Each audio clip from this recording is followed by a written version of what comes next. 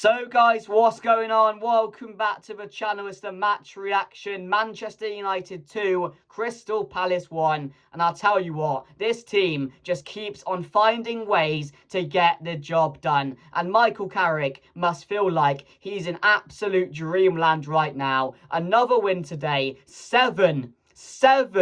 I'll say it again, 7 games unbeaten. 2026, Manchester United. I'm absolutely loving it. But do you know what I'm absolutely loving as well? Benjamin Sesko, who steps up again today to win another game for Manchester United. He got us the equaliser against West Ham, saved our unbeaten streak with a fantastic goal. Won us the game last week against West Ham with, again, a fantastic finish. And today, Bruno with a hell of a cross right on top of Benjamin Sesko's big head, and it's a bullet header to make it 2-1. He absolutely loves it, doesn't he? You can see in the celebrations, he's on fire at the moment. He's loving life, he's scoring goals, a proper game changer, a killer striker, and I absolutely love watching him at the moment. It's what we've been missing for such a long time. Someone up top to hold up the ball, running in behind, can finish consistently, and just has that aura and presence about them. And Sesko has that.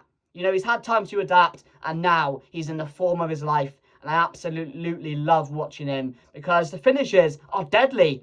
The one last week against West Ham, the finish against West Ham, Everton, the finish against West Ham, the finish today. They're well taken, world class, number 9 finishes. That's how good he's been recently. But it wasn't all good today. I'm not going to lie about it. Like, don't get me wrong. I'm delighted we won. The fight and spirit we show to keep on going, to win that game and find those 2 goals. I know they had a red card, but again, and I knew it would turn after that. But before that, it was negative. It wasn't a good watch. It was some of the worst football I've seen under Michael Carrick. In that first half, we just weren't at it. There was no intensity. There was no one stepping up. I mean, Bruno had to drop deep constantly to try and pick up the ball and create something because no one else was doing anything. And there's no excuse for it because we play 1 game a week.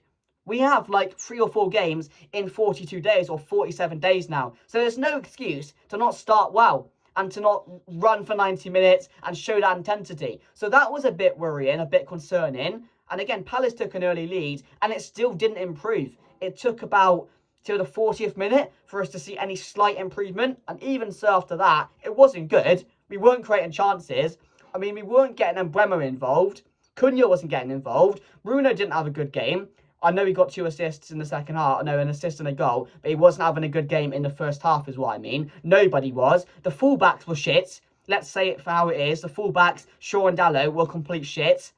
I mean, Maguire and Euro were just off it in the first half. Casemiro and Kobbie Mainoo, again, they weren't terrible in the first half. And they got so much better. And I'm going to praise both of them because their work rate today was tremendous. And I absolutely loved it. From Kobbie Mainoo, I mean, to run back as much as he did was so impressive. Casemiro made some big tackles. The recovery balls from Mainoo were really good as well. So they both gave 100% in the second half. But once the game turned, I knew we were going to be on top. But it's a win, isn't it? It's a win. And that's all that matters right now, which moves us up to 3rd place in the Premier League table. And Champions League football is on the way. But my major concern for this team right now is after the period of beating City, beating Arsenal, beating Fulham and that with good performances, exciting football, there has been a drop-off. There has been a drop-off, and we have to talk about it because there's not an excuse for it, like I just mentioned. There's not an excuse to not show intensity, to not go out there and be the better team in the majority of games, especially at home against Palace. We should be dominating the ball, we should be creating more chances, and we should be dominating the game. It's as simple as that, and I'm not happy that I didn't see that today. And the drop-off from the West Ham game, we should be going there and showing a better performance. We didn't. The Everton game, again, it's a game we would lose under Ruben Amorim, don't get me wrong. I was so happy and delighted. We found a way to keep on going, showed that fight, showed that spirit, and found a way to get the goal in the end. That was good because good teams find ways to get results in bad performances. So that's good again today.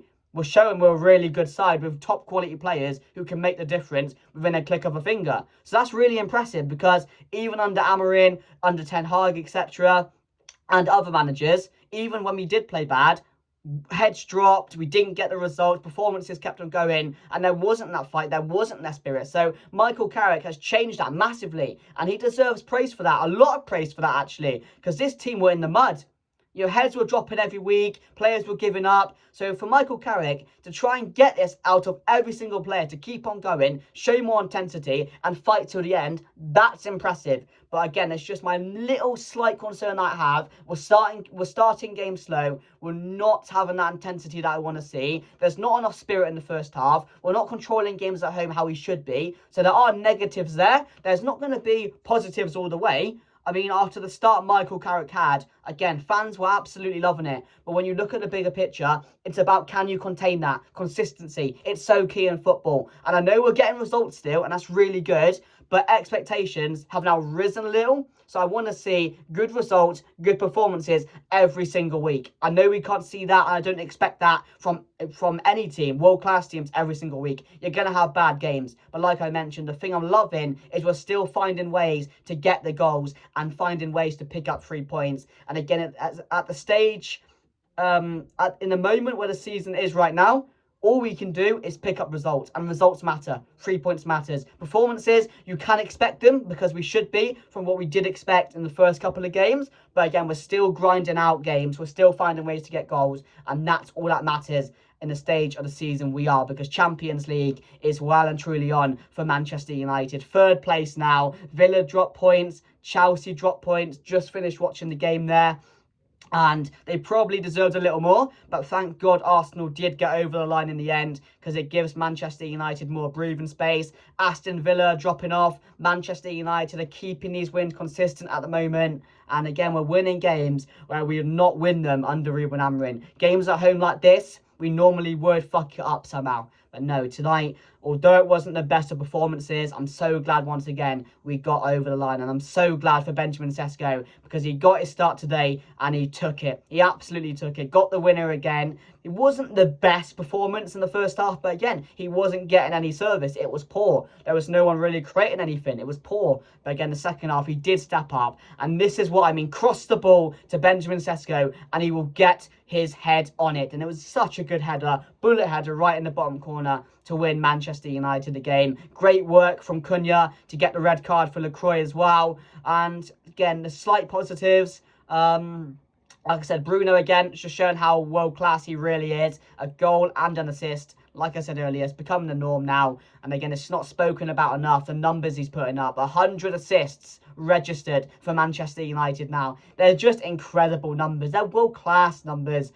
They are what they are, guys. Like, you can't argue against the facts. It's that good. He's such a good player. And with him in the team, by himself, he just makes such a difference. He wins or loses games for Manchester United. That's what Bruno Fernandes does. But no, I was really, really happy for him as well to get another goal and an assist. Any other positives? Diallo came on and I thought was so much better than I've seen him play recently. And Bremer was a bit quiet today. Cunha again was running about, winning fouls, trying things. I was happy with him. The midfield, like I mentioned, Casemiro and Kobe, I thought their work rate was unbelievable today. Their recovery fouls were really good. Big challenges going in. Defensively, we do need new right backs and left backs. We do. They're not good. The full backs need to be changed.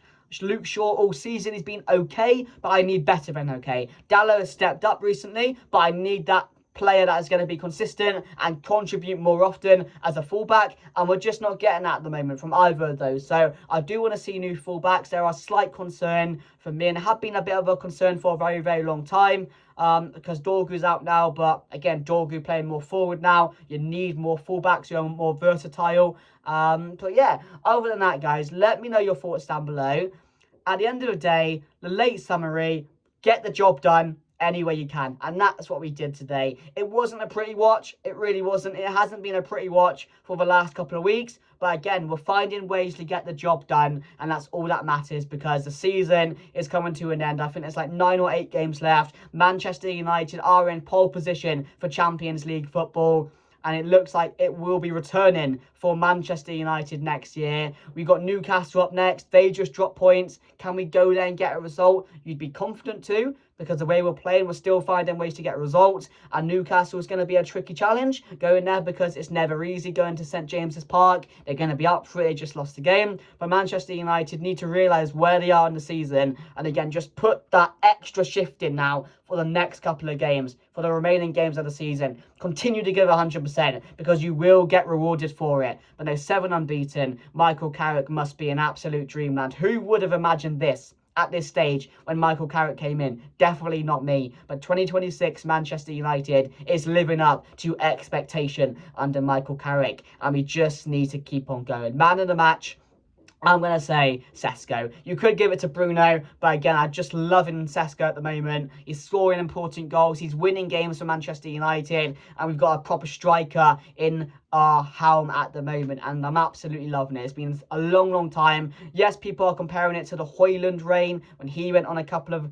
good games and scored a couple of goals, but Sesko, he just looks a lot different to Højlund. The presence, the aura, the way he's scoring his goals. They're not lucky. He's making them as well. So you can't complain from what you're seeing. Let's just keep it up and go again. And make sure to like, comment, share and subscribe. Man of the match, Benjamin Sesko. Manchester United 2, Crystal Palace 1. It's job done for now. The season is upon us, and Manchester United are on our way to Champions League football again.